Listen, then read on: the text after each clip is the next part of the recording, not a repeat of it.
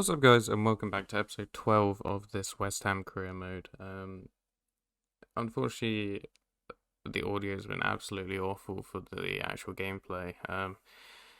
Like, the game sounds just absolutely awful. The only thing that I could actually hear was when loading into a game, and you could hear them all the footsteps just from walking out to the pitch. That was all I could hear the entire game, and the chat or whatever it is.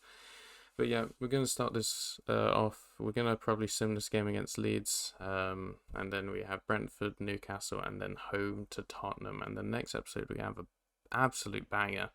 I'm going to really test how this team is against Bayer Leverkusen, who also adopt a three-back formation and do it so well. Xabi Alonso, what on earth are you cooking there? But yeah, here we go. Very, very strong side we're lining up with. We're going to start Mavropanos instead of Zuma, lacking a little bit of fitness.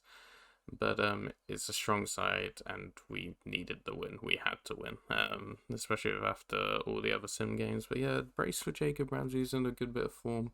And I can't remember who the other goal scorer was there.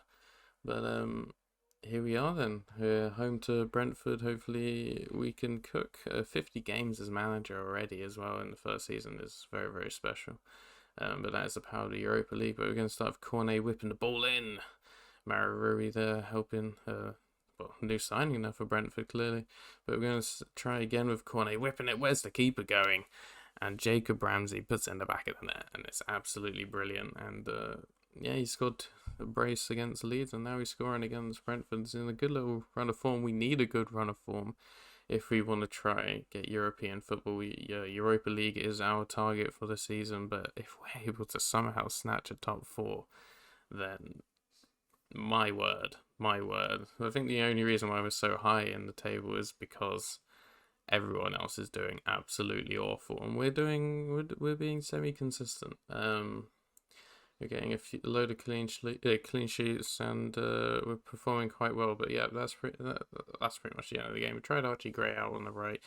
It was okay, but he needed game time, and I have a feeling I'm going to have to loan him out because it's difficult to get him in the side when you have players like Souček, Ward-Prowse, even Sergio Gomez playing in the middle there.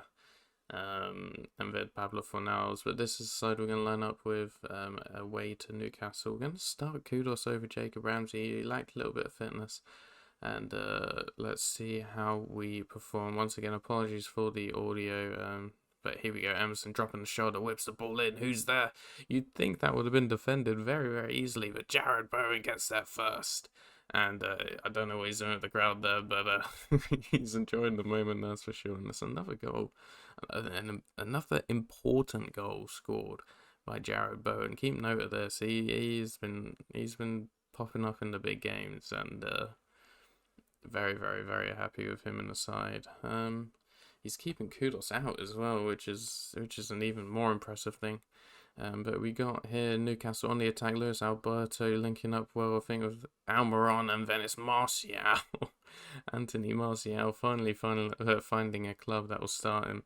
I'm surprised they start him considering they have Alexander Isak and Callum Wilson. But yeah, just cutting inside, just couldn't get near him. Absolutely could not get near him. Luis Alberto, what a great little dribbler he is. But yeah, on the right hand side of Sergio Gomez here, trying to create something. Still got, 25 minutes to go. Just trying to find any sort of space. Souček finding that space with Emerson, then Emerson dinking it in.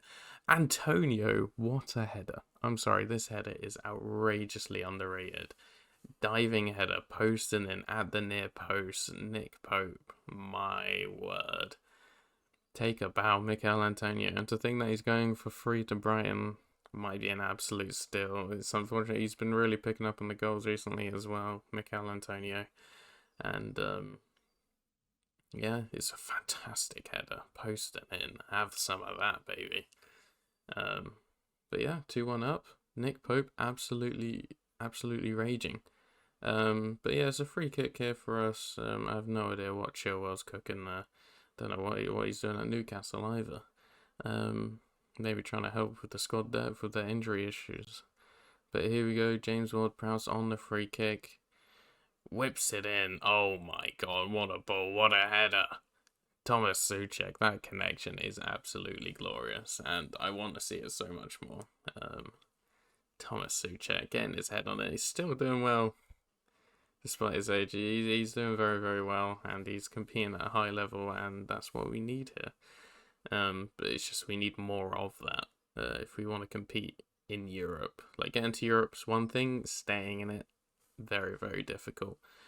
We saw that with Leicester. They were able to get in it, obviously winning the league, whatever, but as soon as they go in the Champions League, they just completely fumbled. Whether that's the league and the Champions League, like, it was a complete mess, and we don't end up like Leicester. So here we are, Bruno Guimaraes playing it to Tonali, who's playing up front now, and he makes it free too with a great finish on his left foot. Isn't he supposed to be banned? What on earth is going on? What in the rig shit am I fucking looking at here? Bruno Guimaraes plays it in. Sandro Tonali, great finish, and I feel like that Newcastle side is going to be so good once he's back. But yeah, that's pretty much going to be the end of the match here. 93rd minute. Unless Newcastle can cook something here. Joelinton into Tonali again. Surely not. Surely not. Sandro Tonali just looking around. He's just waiting. I don't know what he's waiting for. But he's just decided to turn Mavropanos and nearly just absolutely buried. Keeping it at the time, by the way. 96th minute. But nearly buries it into the top corner. As soon as I started roasting him in game for wondering why on earth are they playing Sandro Tonali up front, fair enough. Shut me up.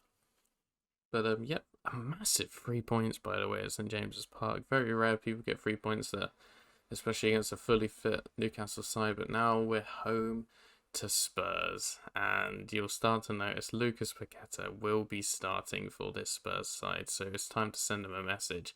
And what a starting message that is! Mikel Antonio getting on the end of the cross from Emerson.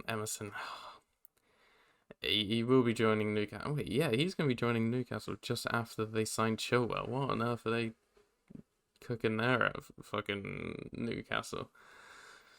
But yeah, anyway, Alvarez plays a nice little ball, driving from centre-back, great little drive from him, and then Antonio with an easy header, no centre-backs marking him. For some reason, a doggy's, I think.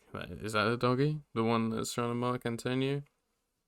But yeah, anyway, 1-0 up, 65 minutes on the clock, Vicario on the ball.